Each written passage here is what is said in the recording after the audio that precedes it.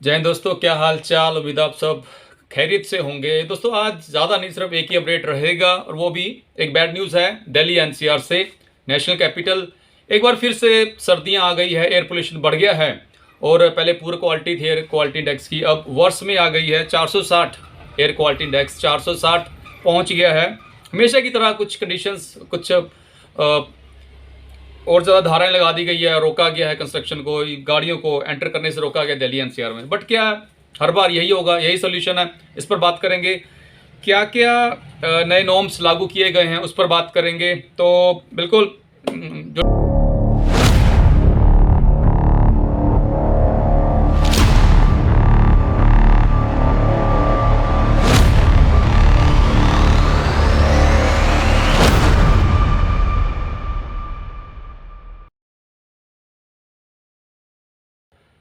दोस्तों जैसे ही दिल्ली का एयर क्वालिटी इंडेक्स 460 यानी कि वर्ष पोजीशन में पहुंच गया है, तो बिल्कुल हमेशा की तरह एक दूसरे पर, ये जो गवर्नमेंट सरकार, चाहे सेंटर की चाहे स्टेट की या साथ की स्टेट्स की, एक दूसरे पर बोलना शुरू कर देती है कि आपकी वजह से, आपकी स्टेट से हमारी तरफ गाड़ियाँ ज़्यादा आती है, आपकी तरफ से जो पराली को आग लगाते हैं वो हवाएं ज़्यादा आती है। तो यही हर बार का नाटक यही रहता है सबका।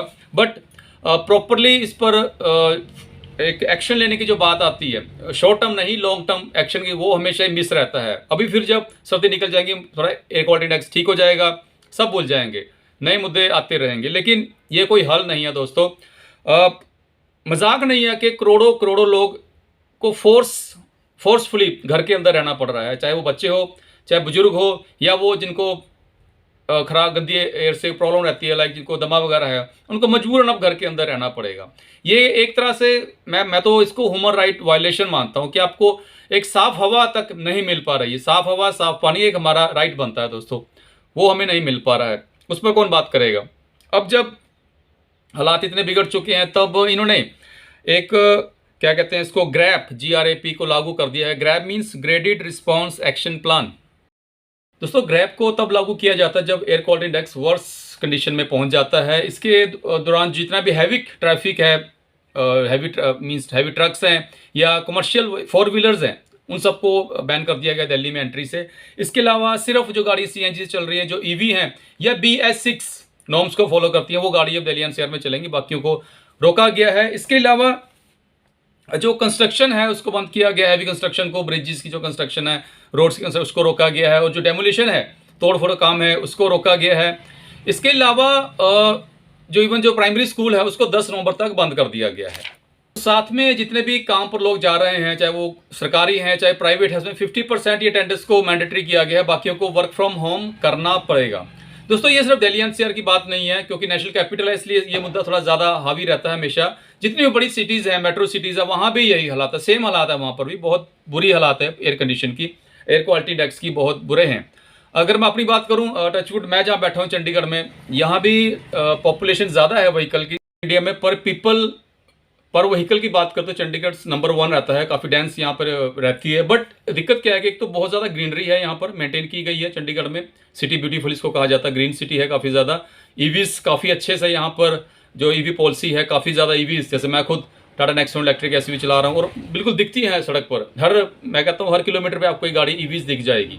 ज़्यादा नेक्सॉन और टिगोर यहाँ पर ज़्यादा दिखाई देती हैं। इसके अलावा अब तो हाई एंड गाड़ी भी, मैंने हाल में एक मर्सिडीज़ की जो हाई मॉडल है उसको EV को देखा है, जो Hyundai की EV6 है उसको भी देखा है चंडीगढ़ में, चंडीगढ़ नंबर पर।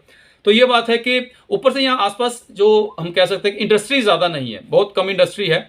ये भी एक बड़ा रीज़न है कि यहाँ पर और ज़्यादा पोल्यूशन, एक अभी तकरीबन 200 के आसपास AQI चल रहा है, अभी 1-2 दिन से ज़्यादा, अदरवाइज वही 150 के आसपास रहता है। अब कुछ दिन ये 200 के आसपास रहेगा, और अदरवाइज अगर बारिश हो जाए तो 100 के आसपास आराम से AQI चंडीगढ़ का आ जाता है।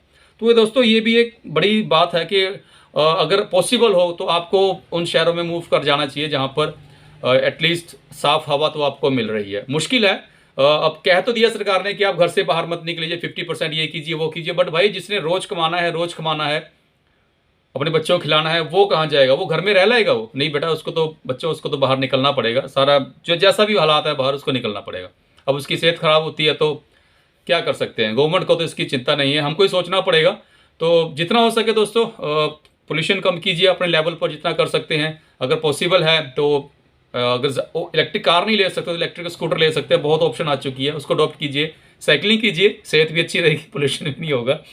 तो दोस्तों नहीं है उम्मीद, सरकारों से उम्मीद नहीं है, खुद ही कुछ करना पड़ेगा अपने लेवल पर। हर इंडिविजुअल थोड़ा थोड़ा कुछ करेगा तो जैसे बूंद बूंद से सागर बनता है, वैसे ही थोड़े थोड़े एफर्ट हम सब मिलकर करेंगे तो फ़र्क पड़ेगा।